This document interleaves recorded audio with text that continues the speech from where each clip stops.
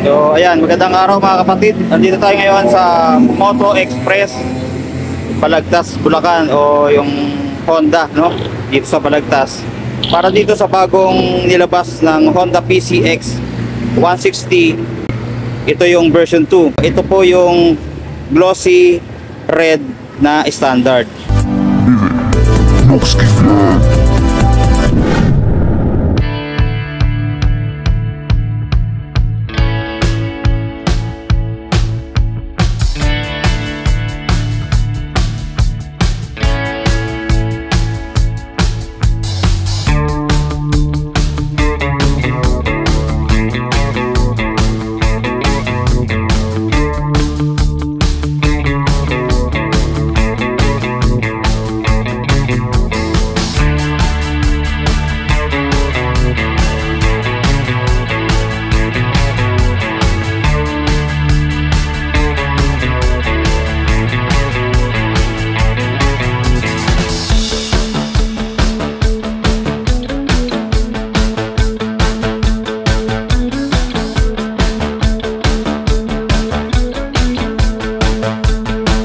Meron din sila sa loob itong kulay gray naman, so mamaya titingnan din natin yan, no?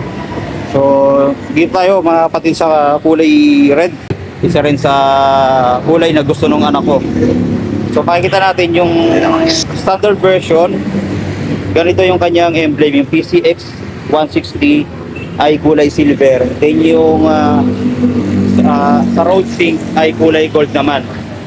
Ayan, so naka ESP plus enhanced smart power. So ibig sabihin malakas ang makina pero napakatipid. Alam naman natin yung Honda pag gumawa. Pakita natin yung bagong looks ng Honda PCX 160. Ayan si ma'am.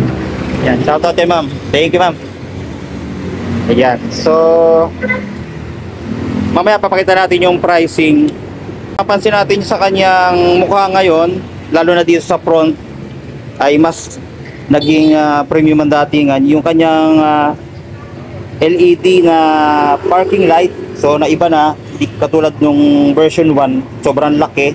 Ito nagkaroon siya ng pa-V-shape na park light, tapos pinaliit din siya. Tapos sa ilaw niya halos sawig na rin dun sa Honda Click na 160, so mas pinatulis yung uso nito. Tapos meron na rin siyang windshield na tinted kulay black, and then may Honda yan dito. So napaka-premium ng datingan, no? Then itong PCX na ito naka-combi brake system, yung standard. Pero yung road sync ay naka-ABS yung kanyang front. So tingnan natin yung kanyang disc brake dito. Yan, naka Nissan pad caliper siya. Yan o, ang ganda. Then yung kanyang disc brake naka 3mm, then naka round shape lang siya. Then sa gulong tubeless na yan. Then yung kanyang mags, ayan, makita natin maganda rin yung pagkaka-build. Then ang size ng gulong dito sa harapan ay 110 by 70 by 14. Dito naman sa likod,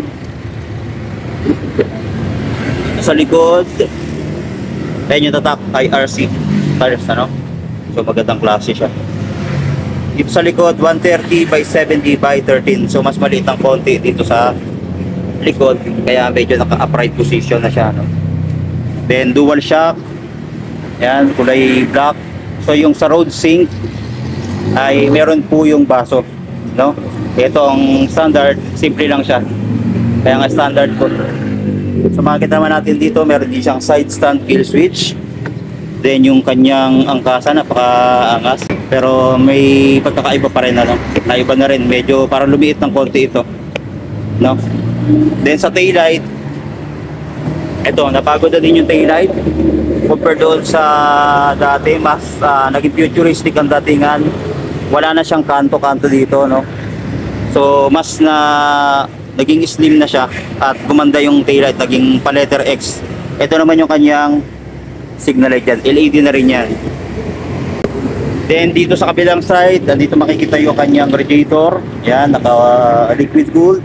Then yung muffler niya ay naka plastic pa. Same pa rin naman yan sa version 1. Pare-pareho pa rin ng design sa kanyang muffler, no? So dito sa footboard, yan, malapad pa rin, medyo pumangat lang ng konti dito, no? Ayan, meron na rin siyang pinaka rubber matting, ano? Kung gusto mong dagdagan, may mabibili ka naman yan sa aftermarket. Dito naman sa kanyang ignition, keyless na rin po itong standard. Yan. Dito na rin pipindutin yung kanyang fuel, then yung seat. Magandahan sa kanyang fuel tank, dito na sa labas. So hindi ka na hassle para magpagastos, ano. Ito pala, yung napagod din dito sa PCX. So, kilala siya sa naked handle, pero ngayon, binago ng Honda, nagkaroon na siya ng cover. Ayan yung pagkaka-design dito. So maganda rin ang kanyang design dito. Tapos meron siyang logo ng Honda. Then sa mga switch, ito meron siyang high and low. So itong standard, wala siyang passing light, kusina, turn signal light switch. Then sa kabila, meron siyang idling stop. Yun, ito maganda. Then hazard, and then yung kanyang electric starter, no? Yan. Sa panel gauge, ito, halos same dun sa version 1. Standard pa rin. Dito mo pa rin na i-select yung kanyang mga information sa panel, no? At dito na yung indicator ng mga ilaw sa battery, yung engine check, at yung turn signal light, idling stop, tapos yung speed meter and odometer. Tapos may tatakyan ng PCX dito. Yan, mas mababa ang presyo naman itong standard. So para sa akin, ito na lang yung kukunin ko. Unang-una, hindi na masyadong maraming mga high-tech features katulad nung sa road sync, pero nasa inyo pa rin yan kung ano yung gugustuhin nyo, no?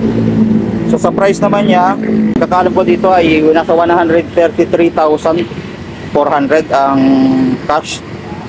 Then sa hulugan dito sa kanila ay meron siyang down payment na 10,000, ayan yung standard. Then sa 3 years meron siyang monthly na 7,028, 2 years 8,832, and then 1 year 14,369. Then sa PCX Road Sync ay meron siyang down payment na 11,700, 3 years naman 8,105, sa 2 years 10,194, and then 1 year 16,604. May rebate pa yan na 200 pagkakaalam ko dito, no? Ayan, available yan dito sa Moto Express Balagtas. So ito pa yung isang klase, kulay gray, ano. So yung standard niya, yan. Tapos mga available pa nilang units dito. Ayan, mga contact ulit na bagong labas. Yan, napakarami, no? Yan, ganda ng decals.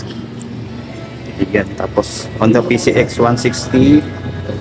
Yan, Honda Beat, Honda Wheeler X. Ayan, meron sila dito. Then yung Honda EDV 160. Yan, kulay white, meron sila dito. Tatlong unit kayong available dito. So dito lang yan sa Honda Moto Express Balagtas. So punta na kayo, hanapin nyo si Ma'am Angelica Makapugay. Ayan, ayan, hanapin nyo si Ma'am. So ayan po yung ating update dito sa Honda Moto Express Balagtas. So soon i-vlog din natin, hanapin din natin dito sa kanila yung Honda PCX Road Sync. So andito kasi standard lang. So yun lang muli mga kapatid, maraming salamat and God bless.